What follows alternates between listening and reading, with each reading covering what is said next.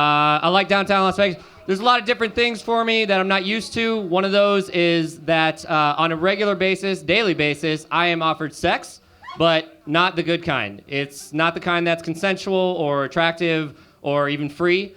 I'll give you an example. I was at a stoplight the other day. There's a man standing on the corner. He's wearing a down vest and no shirt. He's got a bucket in each hand and a third bucket tied to a rope tied to his waist. The buckets aren't important to the story, but it was important enough for him to tie it to his waist, so I thought I would mention it. So my window's rolled down, which means I've invited a sales pitch. So he approaches my car and he says to me, "Hey man, want me to suck your dick?" And my exact response was, "No. No, I don't want that at all, actually." And that's the end of the story. I'm not lying, I swear to God. But I just kept driving. But that should be the end of the story. If that's not the end of the story, it's a completely different story, and I'm not telling that story.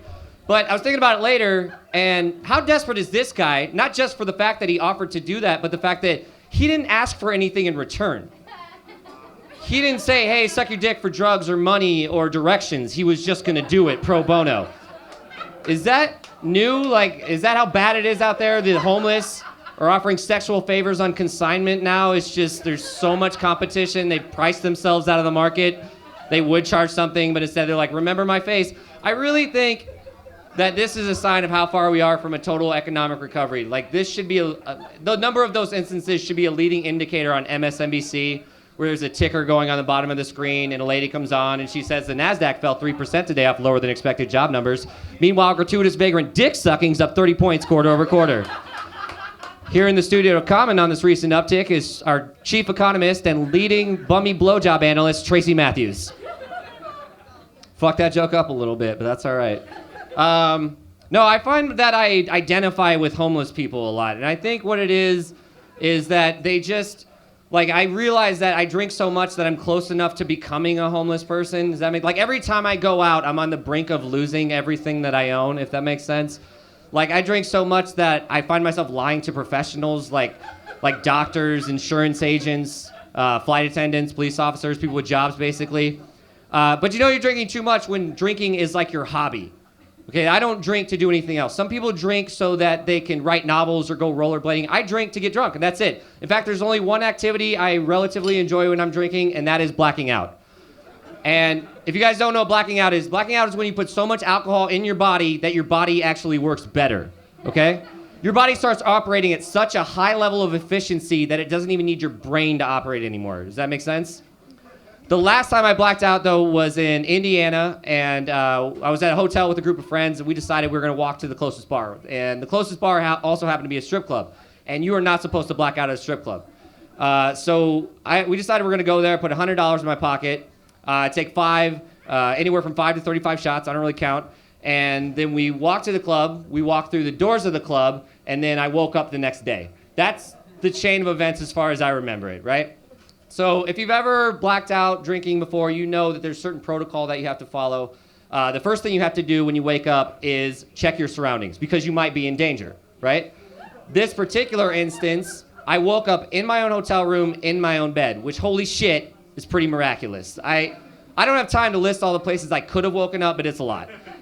So the second thing you have to do is check how much money you spent, because I don't know if you guys are like me. When I drink so much, I'm not creating memories. I don't make the most sound financial decisions. So I knew I only had $100, so I couldn't get in too much trouble. I reach in my pockets, I take out the money, and I start counting the money. I get done counting the money, and I realize that I'm up $20, which means I made money at the strip club, and I don't remember how. But I do know that there's only like 2 ways to do that, and it doesn't involve washing dishes. So I don't think much of it at first, but 20 minutes goes by, and I start to get nervous, so I decide I'm going to call my friends, see what happened. I call every single one of my friends, and every single one of them, after I tell them that I don't remember what happened, laughs at me and hangs up. And the reason my friends did that is because my friends are dicks. Another couple hours goes by, I get more and more nervous, and I'm sitting on the bed, and I start to panic, and I decide, I'm not just going to sit here and wait for some royalty checks to start coming in the mail from some website that's blocked on my work. I'm going to go down to this club and do some investigating. So I walk down to the club, I walk through the doors, right away this girl sees me, and the first thing she says is, "Hey, Kyle." And 2 things about that. I'm Kyle.